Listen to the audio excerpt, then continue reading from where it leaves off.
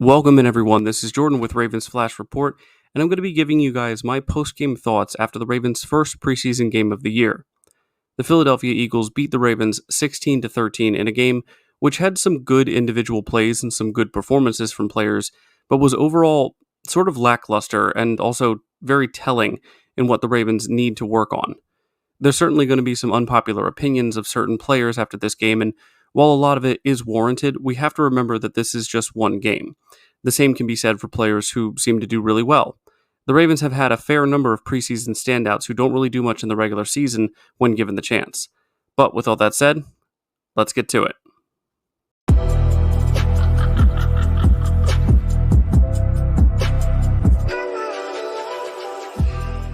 So I'm going to start this out on a positive note with what I believe to be the Ravens' top performers in tonight's game, starting with cornerback Nate Wiggins. I'm not really sure why the Eagles decided to challenge Wiggins so much early on in this game, but I'm glad that they did. Nate ended up with 3 tackles and 3 pass breakups in the limited time he was out there. Obviously, the concern with Nate now is his health with that shoulder, and we'll have to wait to see the results when they come back after they evaluate him tomorrow, but I'm hoping it's not anything too serious. Now, I don't fault John Harbaugh for giving Nate some run out there during the first quarter, and while I obviously hope Nate's shoulder is okay, I was also glad to see that he doesn't shy away from physicality.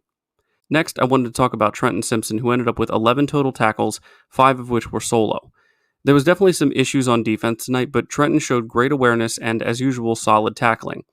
I have a lot of hope in Trenton filling in for Patrick Queen next to Roquan Smith this year. I mentioned in the pre-game video that Owen Wright was someone to keep an eye on, and he certainly took advantage of his opportunities. Wright ended the night with 7 carries for 33 yards and 1 reception for 17 yards, showing not only his versatility, but also his power between the tackles. I don't know if he's moved up on the depth chart quite yet, but I'm excited to see him in next week's game. My next top performer is Dayton Wade, who didn't have the best start to the game with a drop and some spotty pass attempts thrown his way, but in the second half he showed you why he's been talked about so highly in training camp. Dayton ended up going 4 for 5 for 27 yards, and a couple of those were crucial plays on that touchdown drive in the fourth quarter. Dayton's not the biggest guy, but he's shown shiftiness and the ability to get yards after the catch, which the Ravens can always use. My last top performer is Tylan Wallace, and even though he only had 2 targets and 2 receptions for 26 yards, the fact of the matter is that he looked like he didn't belong out there in a preseason game. I don't mean to sound disparaging towards the other players on the Ravens or the Eagles, but Tylan looked like an NFL receiver out there. His second catch was pretty impressive, reaching down and plucking a low throw from Josh Johnson off the turf for a completion and a first down at that. Now we're going to move on to some of the underperformers, and we're going to start off with someone who should come as no surprise to anyone if they watch the game, and that's Josh Johnson. Johnson went 4 for 12 for 62 yards, 0 touchdowns, 0 interceptions, and got sacked once. If Johnson's play indicates anything, it's that the Ravens need a backup plan for their backup quarterback because Johnson ain't it. Even though I have Devin Leary on the underperformer list as well, I would say he didn't do himself as much disservice as Johnson did. Devin started out really shaky, perhaps even worse than Johnson at first, but his touchdown drive and the way he retained his composure in his first NFL action is admirable.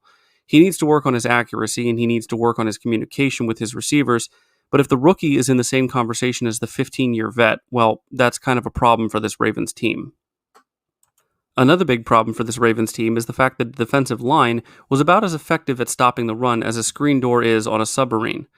That's an old joke my track coach used to tell us, but it pretty much describes how poor the run defense was tonight, especially right up the middle. It seemed like every run play was 6 or 7 or 8 yards right up the gut. This could be why Trenton and Josh Ross had so much work to do tackling, but this issue needs to get fixed quickly. But enough of that negativity, let's get into my play of the game. Now, I was very close to picking Tylan Wallace's second catch as my play of the game, but after going back through my notes, I actually changed it.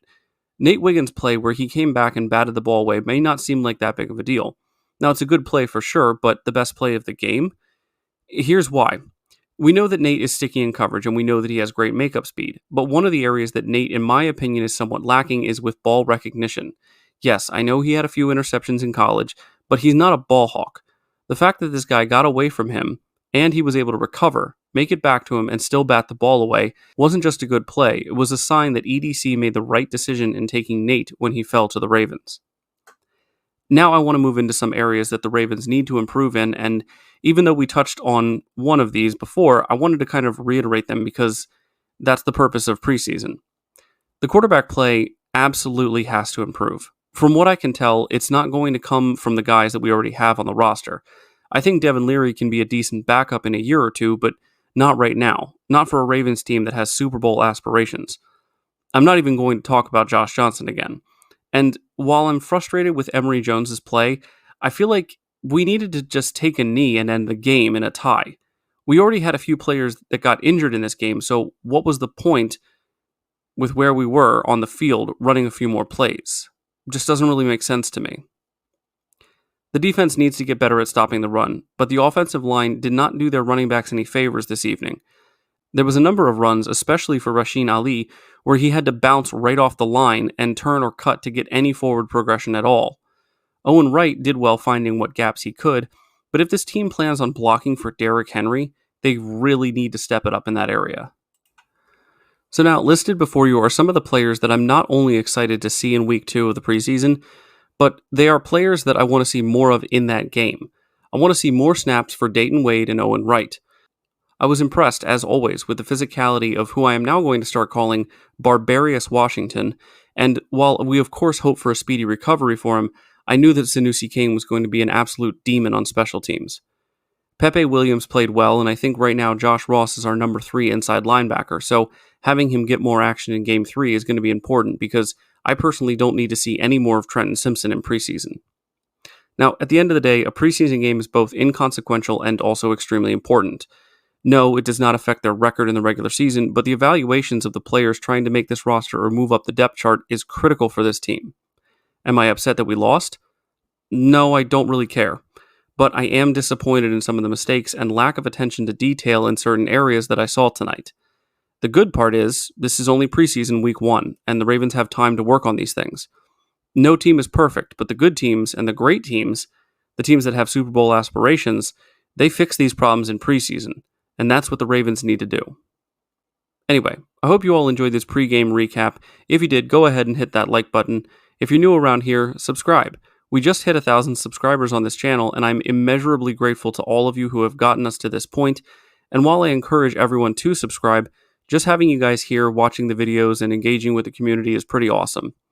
If you guys have any thoughts about the game or want to talk about the players that we saw tonight, put it down in the comments section below. And as always, guys, stay safe out there and go Ravens.